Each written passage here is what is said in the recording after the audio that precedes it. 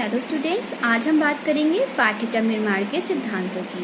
कि पाठ्यक्रम निर्माण के कौन कौन से सिद्धांत होते हैं या किसी पाठ्यक्रम का निर्माण किन सिद्धांतों के आधार पर किया जाता है। इन सिद्धांतों को जानने से पहले यह जानना ज़रूरी होता है कि इन सिद्धांतों का आधार क्या है। तो किसी भी पाठ्यक्रम के निर्माण के लिए चार आधार होते हैं। पहला दार्शनिक, दूसरा सामाजिक, तीसरा मनोवैज्ञानिक और चौथा वैज्ञानिक। दार्शनिक आधार इस बात पर बल देता है कि पाठ्यक्रम में ऐसे विषयों, अंतर वस्तुओं तथा क्रियाओं को सम्मिलित किया जाना चाहिए जिनसे सामाजिक उद्देश्यों की प्राप्ति संभव हो सके।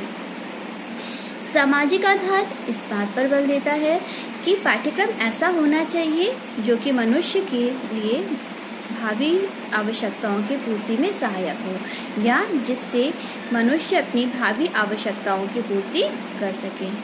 मनोवैज्ञानिक आधार छात्र केंद्रीयता या बाल केंद्रीयता पर बल देता है, अर्थात पाठ्यक्रम ऐसा हो जो कि बालक की रुचियों, आवश्यकताओं, क्षमताओं पर आधारित हो। वैज्ञानिक आधार ये बताता है कि मनुष्य के जीवन को कैसे सुविधाजनक बनाया जा सकता है। इन आधारों के प्रभावों को ही सिद्धांतों में बांटा गया है। अब हम बात करेंगे कि पाठ्यक्रम निर्माण के कौन कौन से सिद्धांत होते हैं। तो पाठ्यक्रम निर्माण के अनेक सिद्धांत हैं। यहाँ पर हम कुछ मुख्य सिद्धांतों के विषय में चर्चा करेंगे, जिसमें सबसे पहला सिद्धांत है उपयोगिता का सिद्धांत, यानी कि प्रिंसिपल ऑफ यूटिलिटी। दूसरा सिद्धांत है रचनात्मक कार्यों का सिद्धांत, प्रिंसिपल ऑफ क्रिएटिव एक्टिविटी। तीसरा सिद्धांत है लचीलेपन तथा विविधता का सिद्धांत, यानी कि principle of flexibility and variety. चौथा सिद्धांत है सामुदायिक जीवन से संबंधित होने का सिद्धांत, यानी कि principle of relationship with community life.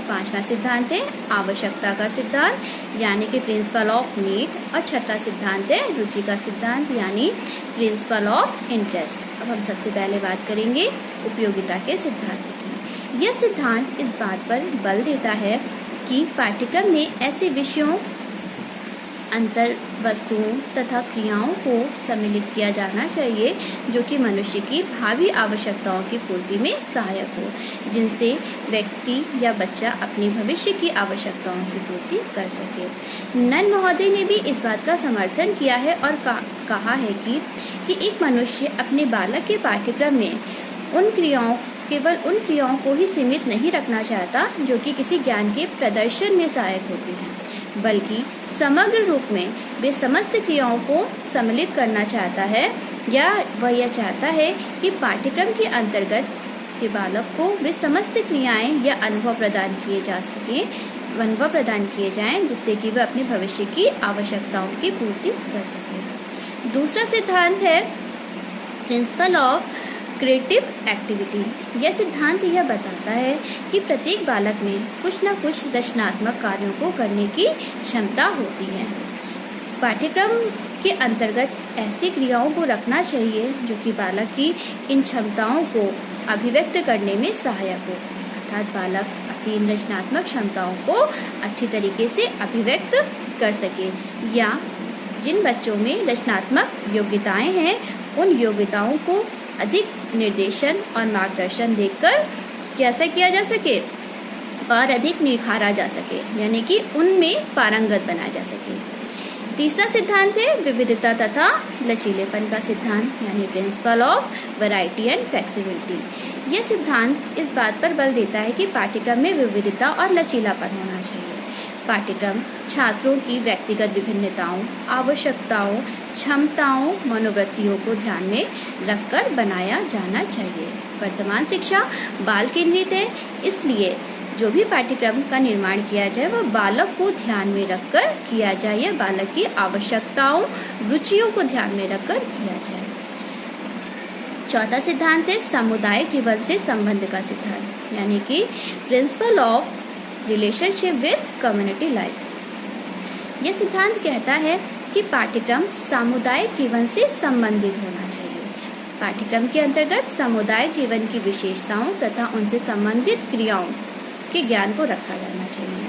इसका अर्थ है कि पाठ्यक्रम में उत्पादन कार्यों को सम्मिलित किया जाना चाहिए, क्योंकि ये कार्य भावी जीवन को व्यवस्थित करने का आधार होते हैं।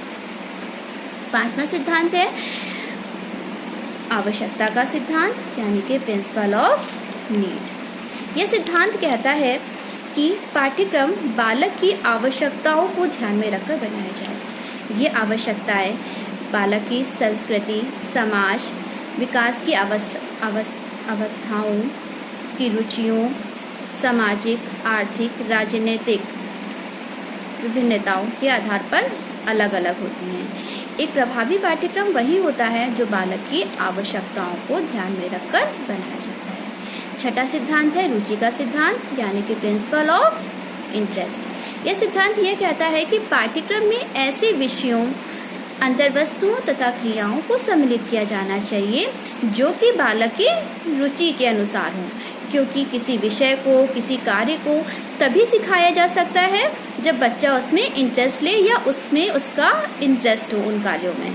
तो यह सिद्धांत कहता है कि पाठ्यक्रम में ऐसे विषयों को सम्मिलित किया जाए जिनमें बच्चे रुचि ले सकें। इन सिद्धांतों को जानने के बाद अब हम बात करेंगे कि पाठ्यक्रम कितने प्रकार का होता है। पाठ्यक्रम को मुख्य रूप से 4 भागों में विभाजित किया गया है। सबसे पहला विषय केंद्रित पाठ्यक्रम, यानी कि सब्जेक्ट सेंटर्ड करिकुलम। दूसरा बाल केंद्रित पाठ्यक्रम, यानी कि चाइल्ड सेंटर्ड करिकुलम। तीसरा क्रिया प्रधान पाठ्यक्रम, यानी कि एक्टिविटी सेंटर्ड करिकुलम। और चौथा कोर करिकुलम या फिर विषय केंद्रित करिकुलम, विषय केंद्रित पाठ्यक्रम। अब बात करते हैं विषय केंद्रित पाठ्यक्रम की। विषय केंद्रित पाठ्यक्रम एक ऐसा पाठ्यक्रम होता है जो कि पूर्ण रूप से किसी विषय पर आधारित होता है या फिर किसी विषय की विशेषताओं पर आधारित होता है। इसका मुख्य आधार कोई निश्चित विषय होता है। जब किसी विषय की विशेषताओं को ध्यान में रखकर किसी पाठ्यक्रम का निर्माण किया जाता है तो उसे विषय केंद्रित पाठ्यक्रम कहते हैं। दूसरा पाठ्यक्रम है बाल केंद्रित पाठ्यक्रम, यानी चाइल्ड सेंटर्ड करिकुलम। यह पाठ्यक्रम बालक की आवश्यकताओं, रुचियों, व्यक्तिगत विभिन्नताओं को ध्यान में रखकर बनाया जाता है। इसका मुख्य उद्देश्य बालक की आवश्यकताओं की पूर्ति करना है या फिर विभिन्न बालकों की व्यक्तिगत विभिन्नताओं को ध्यान में रखकर पाठ्यक्रम का निर्माण करना होता है, जिससे कि बालक की आवश्यकताओं की पूर्ति हो सके। तीसरा पाठ्यक्रम होता है हमारा क्रिया प्रधान पाठ्यक्रम। इस पाठ्यक्रम के अंतर्गत सैद्धांतिक पक्ष के साथ साथ व्यवहारिक पक्ष को अधिक महत्व दिया जाता है, यानी कि यह पाठ्यक्रम क्रियाओं पर आधारित होता है, क्योंकि मुख्य रूप से ये इस बात पर बल देता है कि जो भी ज्ञान प्राप्ति किया जाता है वो हमारी क्रियाओं पर आधारित होता है, जैसा कि करके सीखना। एक बच्चा सैद्धांतिक ज्ञान के साथ साथ जब उन क्रियाओं को करता भी है तो वह ज्ञान या अनुभव पूरी तरीके से स्थायी हो जाते हैं। तो जब पाठ्यक्रम क्रियाओं पर आधारित होता है तो उसे क्रिया प्रधान पाठ्यक्रम कहते हैं। चौथा पाठ्यक्रम है हमारा विषय केंद्रित पाठ्यक्रम। यह पाठ्यक्रम सामाजिक उद्देश्यों को ध्यान में रखकर बनाया जाता है। इसका उद्देश्य कुशल नागरिक तैयार करना होता है, यानी कि सामाजिक उद्देश्यों को ध्यान में रखकर जब पाठ्यक्रम का निर्माण किया जाता है तो उसे विषय केंद्रित पाठ्यक्रम कहते हैं। धन्यवाद छात्रों। अगर आपको इससे संबंधित कोई अन्य जानकारी चाहिए होगी तो आप हमारे व्हाट्सएप नंबर पर संपर्क कर सकते हैं। धन्यवाद।